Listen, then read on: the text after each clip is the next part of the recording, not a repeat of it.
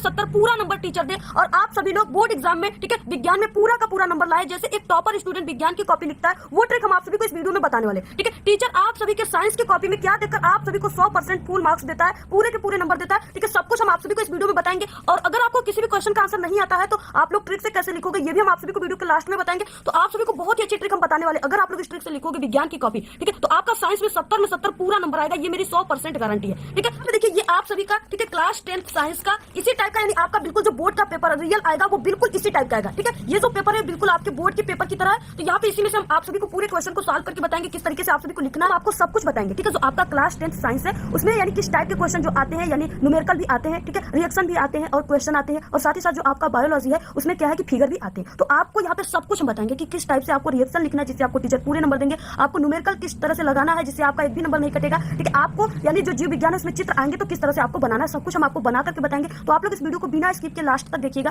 ठीक है, तभी आप सभी को समझ में आएगा। और ये है OMR शीट, ठीक है, इसको आपको किस तरीके से साइंस में भरना है तो यहाँ पे हम आपको सब कुछ बताएंगे। इसके बाद देखिए, ठीक है, ये है आप सभी का साइंस की कॉपी, यानी बोर्ड की कॉपी साइंस की ऐसे ही मिलेगी आप सभी को। देखिए, ठीक है, आप सभी को बताएंगे कि क्या क्या लेकर जाना है आपको साइंस का पेपर देने, ठीक है। तो यहाँ पे देखिए आपके पास, ठीक है, ब्लैक और ब्लू पेन होना चाहिए और इसके अलावा आपके पास, ठीक है, पेंसिल, रबर और कटर भी होना चाहिए, क्योंकि आप सभी का जो साइंस है उसमें आपको फिगर बनाने के लिए भी आता है, ठीक है। जो आपका बायोलॉजी वाला पार्ट है और आपका फिजिक्स में, केमिस्ट्री में, यानी पूरे साइंस में आपको फिगर बनाने के लिए भी आता है। तो इसलिए आप सभी को यहाँ पे पेंसिल, ठीक है, रबर, कटर जरूर लेकर जाना है। और यहाँ पे रहा ये स्केल, इससे भी आप सभी को, ठीक है, आप सभी लोग इससे लाइन खींच लोगे। और भी कई ऐसे फिगर है जिसमें आपको इस स्केल की नेसेसरी होती है, तो ये लेकर जाना है। इसके अलावा आपको ब्लैक स्केच लेकर जाना है, ठीक है, और ब्लू पेन आपको एक्स्ट्रा रख लेना है। इसके बाद सबसे पहले हम आप सभी को OMR शीट को भरना बताएंगे, ठीक है। तो यहाँ पे देखिए आपको क्या करना है, यहाँ पे आपको कुछ भी ऊपर नहीं लिखना है, ठीक है। और यहाँ पे आपका प्रश्न पत्र और मार्का सीरीज जहाँ पे लिखा है, यहाँ पे आप सभी को क्या करना है, ये जो कोड दिया हुआ है आपके साइंस के पेपर में, ठीक है, 820 DG, तो इसी को यानी कि यहाँ पे जो DG है इसका संकेतांक आपको इसी मार्का को भरना है। तो यहाँ पे आपको फर्स्ट, यहाँ पे फर्स्ट दिया है और यहाँ पे सेकंड बॉक्स दिया है। फर्स्ट में आपको पहला लिख देना है यहाँ पे D, ठीक है, और यहाँ पे आपको G लिख देना है। इसके बाद देखिए आपका इसमें कहां पर डी दिया है उसको, उस आपको गोले को कलर कर देना है। तो यहाँ पे दिया है डी, इसको हम इस तरह से कलर कर देते हैं। इसके बाद इसमें जी कहाँ पे दिया है उसको आपको कलर कर देना है। तो यहाँ पे देखिए जी इसमें, ठीक है, यहाँ पे जी दिया हुआ है तो आपको इसको कलर कर देना है ऐसे, और पूरा इसी तरह से आपको पूरा गोल गोल भरना है, ठीक है, बाहर नहीं निकलना चाहिए आपका, इसी तरीके से यानी बिल्कुल ऐसा ही आपको भरना है। इसके बाद देखिए यहाँ पे आपको अपने हस्ताक्षर कर देना है, ठीक है, आपका जो भी नाम है आप लोग यहाँ पे, ठीक है, अपना लिख दीजिएगा।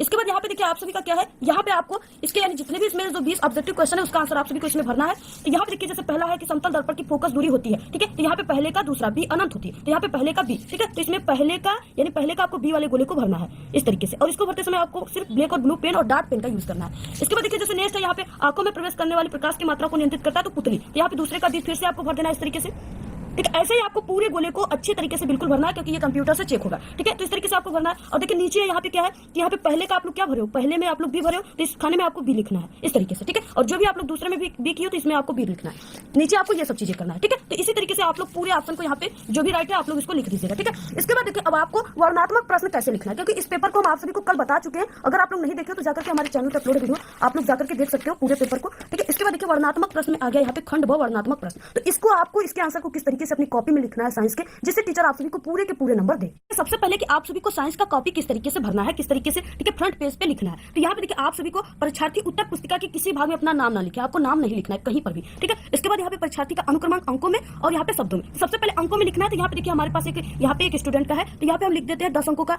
जो है अनुक्रमांक, उसको आपको लिख देना है। इसी चीज को आपको शब्दों में लिखना है, तो यहाँ पे 1, ठीक है, 2 तरीके से आप सभी को लिख देना है, जो ऊपर दिया उसी को लिखना है, ठीक है। जिसे विज्ञान है तो आपको यहाँ पे लिख देना है विज्ञान।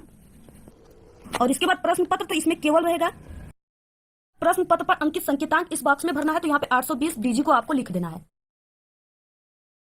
इसके बाद परीक्षा का दिन आपका जो भी है आप लोग इसमें लिख दीजिएगा, जैसे सोमवार हम लिख देते हैं। और परीक्षा तिथि हम पाली, ठीक है, तो परीक्षा तिथि यहाँ पे हम लिख देते हैं 27/2/2023, ठीक है। पाली में आप लोग प्रथम पाली में जाते हो तो यहाँ पे आपको प्रथम लिख देना है पाली। यहाँ पे इसके बाद केंद्र का नाम, ठीक है, जहां पर भी आप लोग एग्जाम दे रहे हो जिस कॉलेज और स्कूल पे उसका आपको यहाँ पे नाम लिखना है। HVI कॉलेज लिख देते हैं, ठीक है, आपको जहां पर भी आप लोग दे रहे हो उसका नाम लिखना है। देखिए आप सभी को अपनी कॉपी में वर्णनात्मक प्रश्न जो है, ठीक है, उसको किस तरीके से आप सभी को लिखना है। तो यहाँ पे देखिए वर्णनात्मक प्रश्न आता है खंड ब वर्णनात्मक प्रश्न, ठीक है। यहाँ पे देखिए आपको इसमें सबसे पहले क्या लिखना है और किस तरीके से क्वेश्चन का आंसर लिखना प्रारंभ करना है, जिससे टीचर आप सभी को पूरे के पूरे नंबर दे। सबसे पहले आपको यहाँ पे लाइन खींचना है, ठीक है। इसके बाद देखिए आप लोग कौन से खंड को कर रहे हो, तो यहाँ पे खंड ब, ठीक है। तो आपको अपनी कॉपी के सबसे ऊपरी सिरे पे यहाँ पे आपको लिखना है खंड ब, ठीक है। तो यहाँ पे हम लिख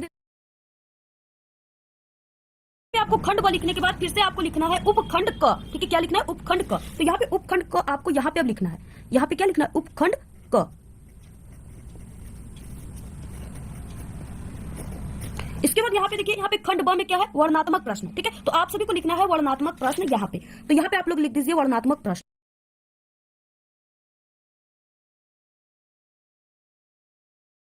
आपको वर्णनात्मक प्रश्न लिखने के बाद ठीक है, यहाँ पे आपको लिखना है प्रश्नोत्तर संख्या। अब यहाँ पे आपको क्या करना है? प्रश्नों का नंबर डालना है। तो यहाँ पे आपको लिख देना है प्रश्नोत्तर संख्या। तो यहाँ पे प्रश्नोत्तर संख्या हम पहले का कर रहे हैं, तो यहाँ पे आपको पहला लिख देना है। इस तरीके से लिखने के बाद इसके नीचे आपको लाइनिंग कर देना। लिखने के बाद यहाँ पे आप सभी को लिखना है उत्तर। ठीक है, आप लोग देखिए ब्लैक स्केच का भी यूज कर सकते हो और ब्लैक पेन का भी यूज कर सकते हो। ठीक है, तो यहाँ पे देखिए अब आपको लिखना है उत्तर। तो इतना आपको कॉपी में लिखने के बाद ठीक है, इसके बाद देखिए पेपर में क्वेश्चन क्या है। यहाँ पे पहला क्वेश्चन है कि विद्युत चुम्बकीय प्रेरण से क्या अभिप्राय है? प्रेरित विद्युत वाहक बल को परिभाषित कीजिए। ठीक है, और ये क्वेश्चन 4 नंबर का है। 2 नंबर आपको इस क्वेश्चन पे मिलेगा और 2 नंबर इस क्वेश्चन पे। तो सबसे पहले यानी कि जो साइंस का रूल होता है, आपको किस तरीके से लिखना होता है विज्ञान की कॉपी में। तो यहाँ पे देखिए आपको ठीक है, यहाँ पे उत्तर लिखने के बाद जो आपके क्वेश्चन में दिया है लाइन पहले, उसको आपको हेडिंग डालना है। जैसे विद्युत चुम्बकीय प्रेरण। ठीक है, तो ये आपको क्या करना है? हेडिंग डालना है। तो यहाँ पे आपको हेडिंग डाल देना है विद्युत चुम्बकीय प्रेरण। देखिए सबसे पहले आपको विद्युत चुम्बकीय प्रेरण इस तरह से हेडिंग डाल देना है। ठीक है, क्योंकि जो टीचर होते हैं ना साइंस की कॉपी चेक करने वाले, वो सिर्फ आपकी हेडिंग को देखकर ही आपको समझ जाते हैं कि आप लोग किस लेवल के स्टूडेंट हो, टॉपर स्टूडेंट हो या वीक स्टूडेंट हो। ठीक है, जो टॉपर स्टूडेंट होते हैं वो इसी तरीके से हेडिंग डालकर लिखते हैं। ठीक है, किस तरीके से अब आप सभी को इसका आंसर लिखना है। ठीक है, तो यहाँ पे विद्युत चुम्बकीय प्रेरण, अब इसका क्या हो जाएगा? यहाँ पे आंसर हो जाएगा जब किसी बंद परिपथ से गुजरने वाला चुंबकीय फ्लक्स में परिवर्तन होता है तो परिपथ में एक विद्युत वाहक बल उत्पन्न हो जाता है। ठीक है, तथा परिपथ में धारा बहने लगती है तो परिपथ में उत्पन्न जो विद्युत वाहक बल है, ठीक है, बल को प्रेरित विद्युत वाहक बल कहते हैं। और यदि परिपथ बंद नहीं होता है तो विद्युत वाहक बल उत्पन्न होता है, लेकिन परिपथ में धारा नहीं बहती है। इस पूरी घटना को ठीक है विद्युत चुम्बकीय प्रेरण कहते हैं। तो यहाँ पे आपको लिख देना है उसी टाइप से जो हम बताए उसी चीजों को आपको लिख देना। जब किसी बंद परिपथ से गुजरने वाले चुंबकीय फ्लक्स में परिवर्तन होता है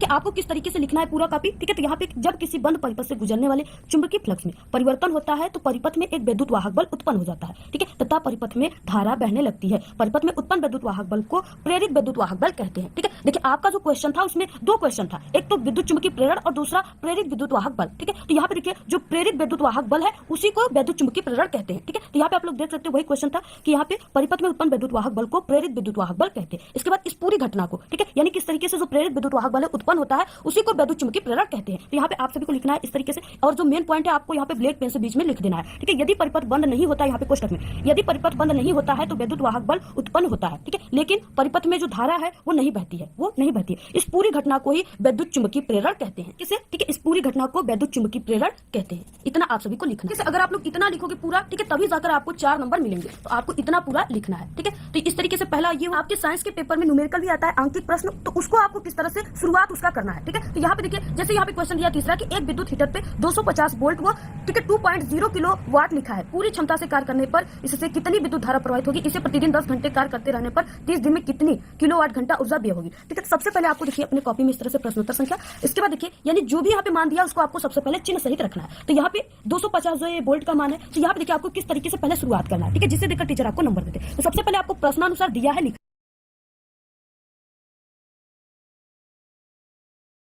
इसे प्रश्नानुसार दिया है। ठीक है, जो भी मान दिया है उसको आपको चिन्ह सहित रख देना है। तो यहाँ पे ठीक है 250 वोल्ट, वोल्ट का मतलब कि ये V का मान दिया हुआ है, तो यहाँ पे आपको लिख देना है V इक्वल ठीक है 250 वोल्ट।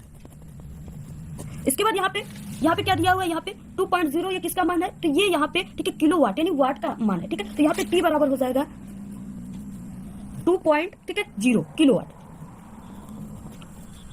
इसके बाद अगर आपको चेंज करना आता है तो आप लोग इसको चेंज भी कर सकते हो। ठीक है, इसको वाट में सिर्फ आप लोग लिखोगे तो इसमें 2 में 1000 का क्या कर दोगे गुणा, तो ये हो जाएगा 2000 वाट।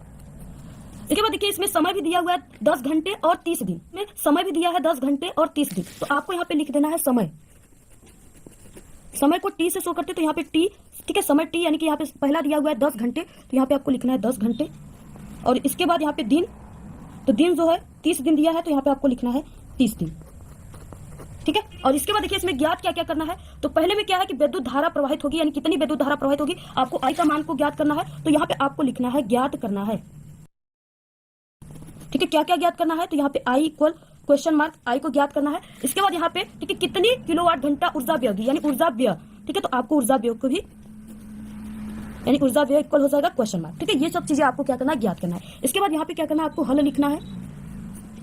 इसके बाद देखिए आप सभी को हल करना है, ठीक है। हर एक स्टेप में आपको इस तरीके से क्या करना है, ये वाला एरो जरूर लगाना है इस तरीके से, ठीक है। हर एक स्टेप में ये आपका जो यहाँ पे ये चीजें है ये आपको यानी नेक्स्ट स्टेप को शो करती है। तो यानी आप लोग जो भी लगा रहे हैं क्वेश्चन, ठीक है, तो आपको क्या करना है, इसी तरीके से पहले लिखना है सब कुछ, इसके बाद आपको लगाना है। लोग यानी जो भी न्यूमेरिकल लगा रहे हो साइंस में, तो सबसे पहले आपको इस तरीके से लिखना है, स्टार्टिंग बेस्ट रहेगा तभी आपको अच्छे नंबर मिलेंगे। तो यहाँ पे प्रश्नानुसार दिया, जो भी मान दिया चिन्ह सहित रखना है। इसके बाद जो भी पूछा उसको क्वेश्चन मार्क और यहाँ पे हल, ठीक है। इस तरीके से अगर आप लोग लिखोगे तो अगर आपको ये न्यूमेरिकल नहीं भी आता तो इतना लिखोगे, तो अगर 2 नंबर का है 4 नंबर का है तो आपको आधा नंबर यानी 2 नंबर, 4 नंबर का है तो 2 नंबर आपको जरूर टीचर देंगे। तो इस तरीके से आपको क्या करना है, लिखना है। इसे लिखने से अगर आपको फार्मूला नहीं भी याद रहेगा फिर भी आप लोग यहाँ पे देखोगे कि हाँ आई का मान हमें ज्ञात करना है, ठीक है, और यहाँ पे पी और भी का मान दिया है, तो इससे रिलेटेड यहाँ पे आपको सूत्र भी याद हो जाएगा तुरंत। तो इसका सूत्र क्या हो जाएगा, पी इक्वल भी इंटू आई, आपको तुरंत याद हो जाएगा ये, ठीक है। तो इस तरीके से क्या है कि आपको पूरा लिखना है।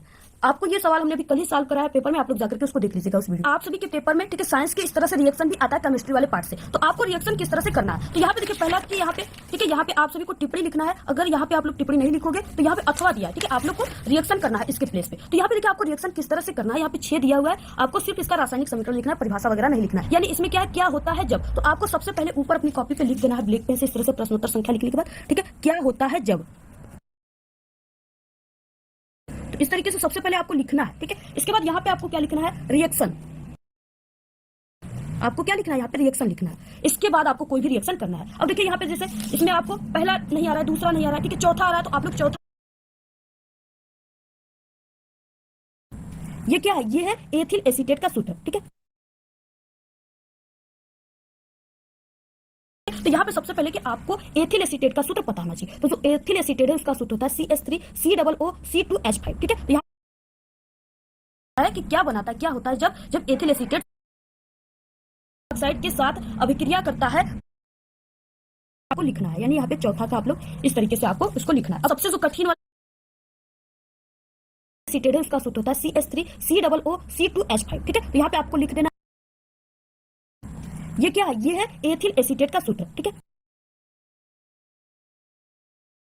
इसके बाद यहाँ पे क्वेश्चन में क्या था, क्वेश्चन में था सोडियम हाइड्रोक्साइड। इसका सूत्र आप सभी को पता होगा कि सोडियम हाइड्रोक्साइड का जो सूत्र होता है वो NaOH होगा, ठीक है, सोडियम हाइड्रोक्साइड। इसके बाद आपको यहाँ पे एरो लगाया जाता है, तो आपको यहाँ पे एरो लगाना है। अब देखिए इसमें क्या बनेगा और आपको किस तरह से इसकी रिएक्शन कराना है, ठीक है। जैसे हमारा सूत्र था CH3COO-C2H5, ठीक है, और यहाँ पे सोडियम हाइड्रोक्साइड। तो यहाँ पे देखिए इस सोडियम हाइड्रोक्साइड को हम इस तरह से यहाँ पे अगर लिखे OHNA, ठीक है, रिएक्शन को करने के लिए आप लोग इस तरह से ऊपर लिख दीजिएगा, ठीक है। यहाँ पे NaOH ही रहेगा, लेकिन अगर आप लोग, ठीक है, रिएक्शन करोगे तो यहाँ पे अपने समझने के लिए इस तरह से आप लोग लिख सकते हो, ठीक है, ये काफी सरल होगा। अब यहाँ पे देखिए इसको इस तरह से क्या करना है, यहाँ पे राउंड करना है। आपको रफ कार में इसको कर लेना है ऐसे, ठीक है। रफ कार आपको क्या करना है, यहाँ पे आप लोग लिख रहे हो तो इसके ठीक सामने यहाँ ये वाली पेज पे आपको इस तरह से यहाँ पे लिखना है रफ कार, ठीक है, और इसी पर आपको क्या करना है, रफ कार को करना है, ठीक है। कि हम आप सभी को सरल करने के लिए यहाँ पे, ठीक है, NaOH को इस तरह से OH और Na समझाने के लिए लिखते हैं, ठीक है। आपको ये अपनी मेन पेज पे नहीं लिखना है, इसको रफ कार में आपको लिखना है, ठीक है। तो इसको जब हम यहाँ पे राउंड कर देते हैं तो यहाँ से हमारी एक नई तत्व बन गई, क्या बन गया, यहाँ पे C2H5OH बन गया, ठीक है, एथिल अल्कोहल यानी C2H5OH बन गया। तो आपको यहाँ पे सबसे पहले यानी यहाँ पे ये वाली सूत्र लिखना है, तो आपको यहाँ पे लिख देना है